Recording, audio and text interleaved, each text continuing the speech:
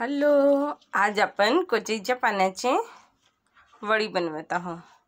तुम्ही यांना काय म्हणता बरं तुमच्या भाषेत?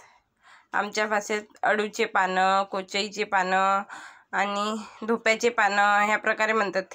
हे बघा, हे छोटे छोटे आहेत ना, हे मी माझ्या घरी एका कुंडीमध्ये झाड लावलेले आहे, त्याच्यामधले हे छोटे छोटे पत्ते आहेत।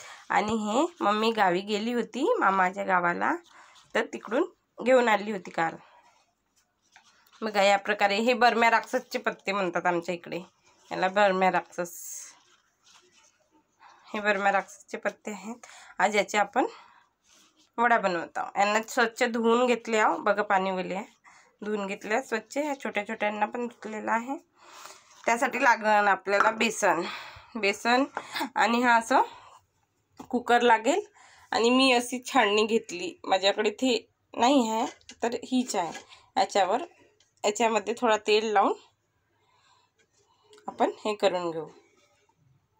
कुकर आता लावायची आहे मी गॅस, आता थोड्या वेळाने लावीन हे सगळं बनल्यावर। बघा, त्याच्यासाठी आपल्याला मस्त तिखट मीठ वगैरे लागेल, आता ते मी काढून घेते। बघा, आता लागणारा साहित्य: जिरा, थोडा काळा मसाला, धनिया पावडर, हळदी, लाल मिर्च, नमक आणि हा थोडा चाट मसाला आहे।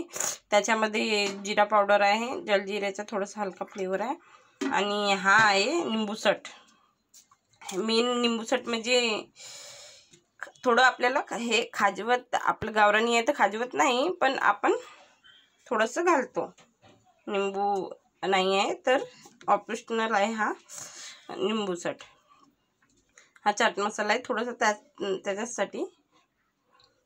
बघा, सगळे वस्तू ऑप्शनल आहेत। मेन आहे तिखट, मीठ, हळदी, जिरा पावडर, आपला हे धनिया पावडर, हे सगळं। आता हे सगळं आपण ह्या बेसनामध्ये मिक्स करून घेऊ।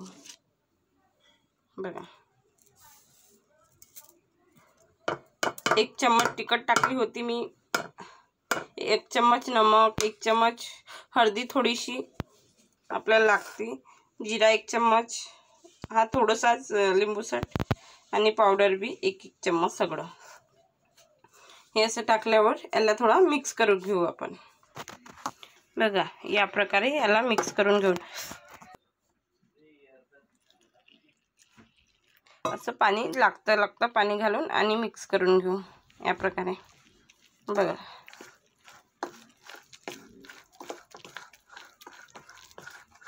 बेसन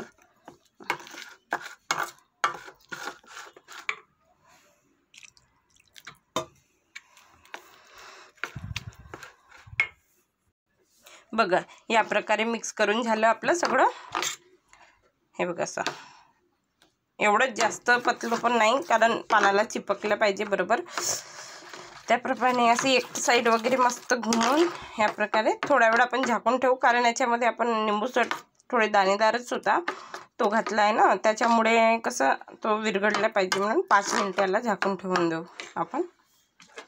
तोपर्यंत तिकडे ह्या पानाचे आपण असे हे देठं आहेत ना, हे तोडून घेऊ।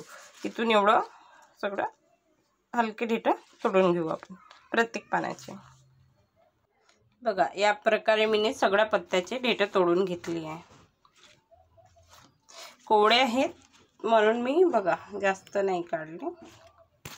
या प्रकारे सगळ्या पत्त्याचे देठं तोडून घेतले आहे।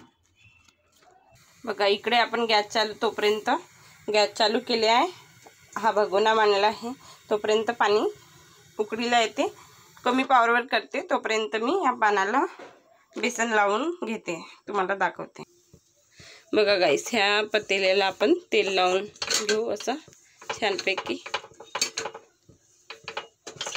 कारण हा चिपकले नाही पाहिजे ते वडीची डोई